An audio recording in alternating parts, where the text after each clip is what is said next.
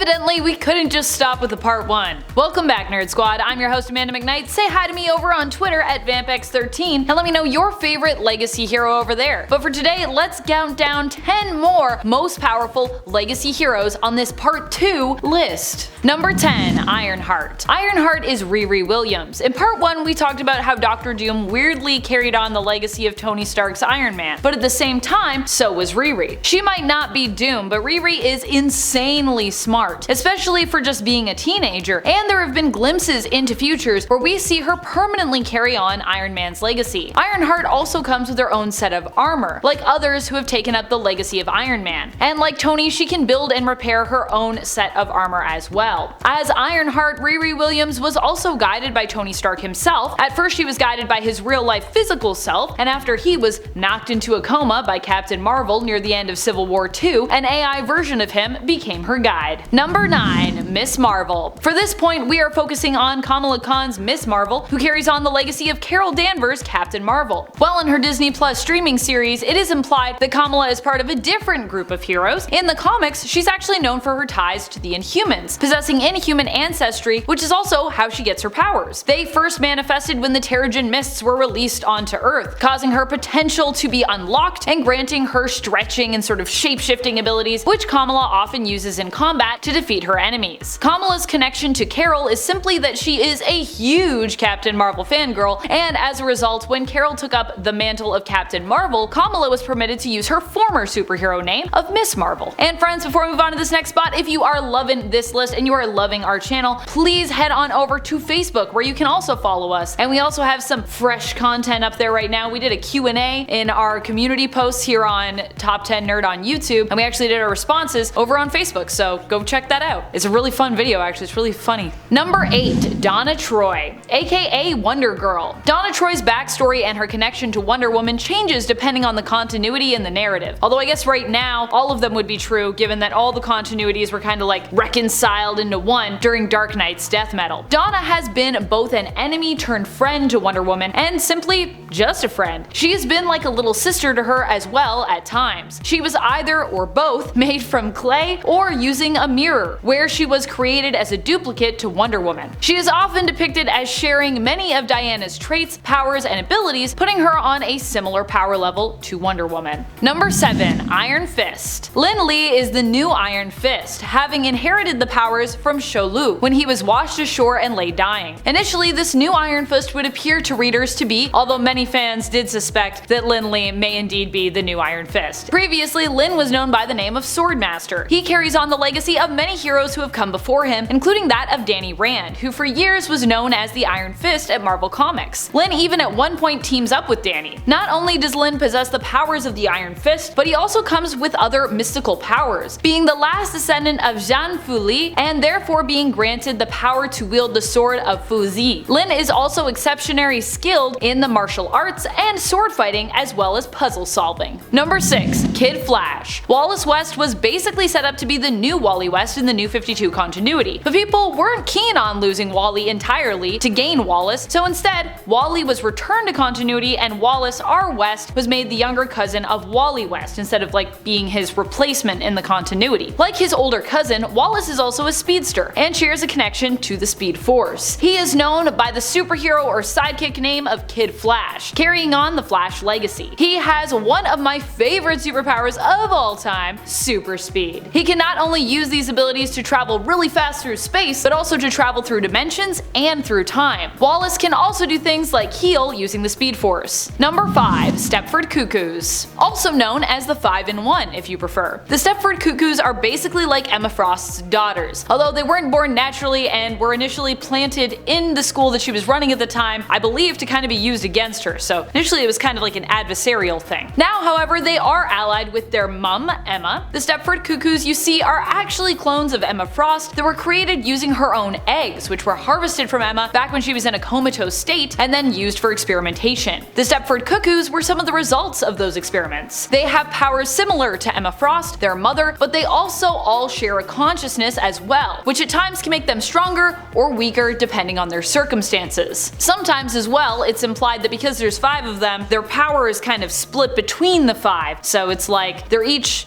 not quite as strong as Emma would be, but together, collectively, they are as strong as Emma. Also, if you mess with either Celeste, Irma, Esme, Sophie, or Phoebe, you'll likely also have to deal with Emma Frost too, who is very protective of them, which I think is a power of sorts in and of itself. Number 4. Nova. Nova is Sam Alexander. Being that he is cosmic in origin, you know he's one of the most powerful people on this list. He carries on the legacy of Nova and the Nova Corps, which hail originally from Xandar, which is also why when Xandar was sadly destroyed during Infinity War, so many of us were heartbroken, as we feared this meant we'd never see a Nova in the Marvel Cinematic Universe. However, there is still hope, as a few Nova Corps could have survived. At least, that's what I'm telling myself in my headcanon, so that I can theorize that we will get a Nova at some point. Please give us a Nova, MCU. I would love it. Sam inherited his power from his father, Jesse Alexander, who was formerly known, of course, as Nova. His Nova helmet is what really grants him his powers, as it connects him to the Nova Force, giving him great knowledge, power, and of course, durability. Number 3. Green Lantern. There have been a ton of Green Lanterns to carry on the legacy of the Corps, but in the last few years, one of the newest legacy heroes we've been introduced to via the Green Lanterns is Jo Malene, which, if you've been around on this channel, you know that Jo is one of my favorite Green Lanterns right now. Jo is the Green Lantern who appears in the series Far Sector, where she is also the main character. Like Lanterns before her, she comes with her own Green Lantern ring, which allows her to create light constructs. Malene's ring is also unique in the sense that it doesn't actually need a battery to charge, instead being capable of self-charging. However, this is also kind of a weakness, as it means that Jo needs to ration out her ring's juice at times to make sure she is using her power wisely, as it does take time for her ring to self-charge, so she needs to wait quite a while if she runs it down to 0. Number 2. Skaar. Skaar is the son of the Hulk and his bride and queen, Kiera, who once ruled over the planet Skaar. Skaar was actually abandoned by his father as a baby, but this was only because Hulk actually thought that he had died, along with many others on the planet of Skaar. Seeking vengeance for the destruction of his newfound home, Hulk returned to Earth. Skaar would grow up fighting for survival on Skaar and eventually would wind up on Earth while separated from his homeworld. He isn't the most